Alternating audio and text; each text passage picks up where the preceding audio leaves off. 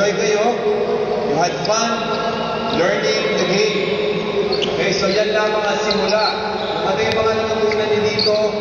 Kailangan ipagpatuloy ninyo ang pag-ensayo, pag-practice. Okay, sinasabi nga namin sa coaching that excellence is a habit. Okay, so importante sa lahat, nakikinig pag may nagsasalita sa harapan.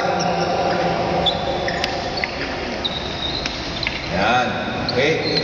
So, tandaan niyo yan. If you want to be excellent, then you have to practice it. Okay? Make it a habit. Kaya yung tinuturo ng coach sa inyo, we are teaching you to play basketball the right way. Paano ba yung tamang paraan? Pag tama yung paraan ng paglalaro, you become excellent. Alright? So, pagpatuloy nyo lang yan, and we hope to see you again. Okay? Pagka nagkaroon ng part 2, may importante, nag-enjoy kayo lahat, and more power dito sa BBL. Mabuhay kayo, and mabuhay din ng mga tao dito sa Batangas City. Maraming salamat po sa parents, mga friends.